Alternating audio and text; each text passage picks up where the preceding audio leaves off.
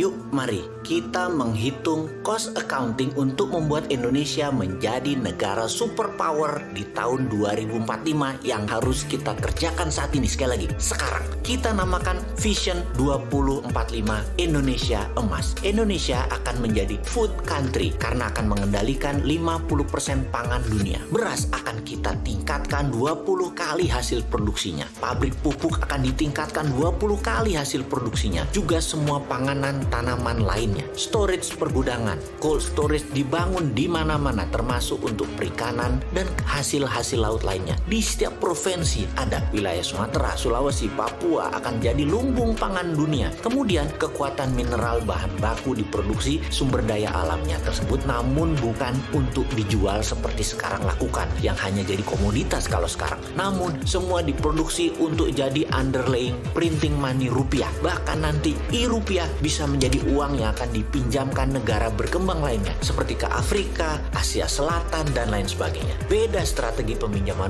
uang ke negara ketiga dengan strategi obor dan IMF. Kita tidak memberikan mereka bunga. Kita bukan negara yang memberikan debt trap dengan bunga seperti obor dan IMF, tapi memberikan finish produk yang mereka buat untuk Indonesia dengan harga 20% lebih murah untuk produk dan bahan yang Indonesia tidak bisa produksi. Lebih elegan cara kita, namanya juga New Mind. Lalu kita akan menguatkan kekuatan armada perang kita dengan 4 angkatan perang dengan kekuatan laut didahulukan. Armada laut dan transportasi laut Indonesia akan menjadi terkuat di dunia karena akan membangun kapal mulai dari kapal nelayan hingga kapal kargo, mother vessel hingga kapal perang. Kita akan kembalikan kekuatan kerajaan Sriwijaya dan Majapahit ditambah mata elang kekuatan pesawat udara jarak pendek di mana Indonesia akan memproduksi pesawatnya Pak Habibie. Lalu kekuatan Space Army dengan satelitnya ada di mana-mana. Lalu kita akan membangun infrastruktur jalanan, rel kereta api, pelabuhan kapal laut, terminal bus, dan truk kargo untuk mobilisasi produk dan manusia termasuk memproduksi kendaraannya. Lokal kontennya harus mendekati 100%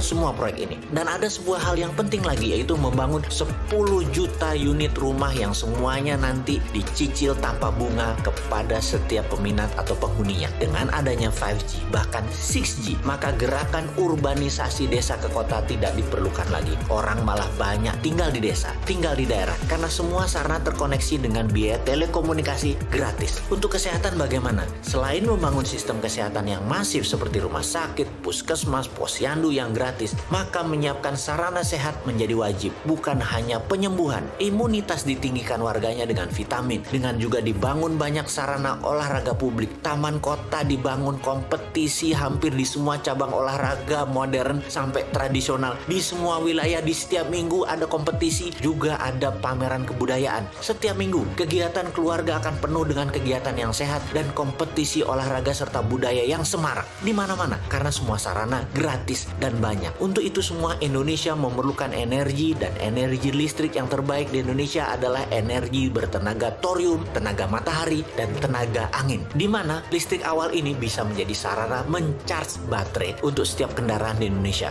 Mobil listrik, motor listrik, bis listrik, truk listrik, kapal laut listrik, dan lain sebagainya. Hingga power plant tenaga batu bara yang merusak lingkungan itu akan hilang dalam 5 tahun ke depan. Cost accounting ini mohon ditambah lagi ya sahabat. Capek juga berhalu sendirian. Wahai sahabat New Mind, halunya dilanjutkan di komen Anda di bawah ini. Tenang, uangnya ada. Pastinya bukan pakai hutang negara lain ala janji suci yang lalu ya.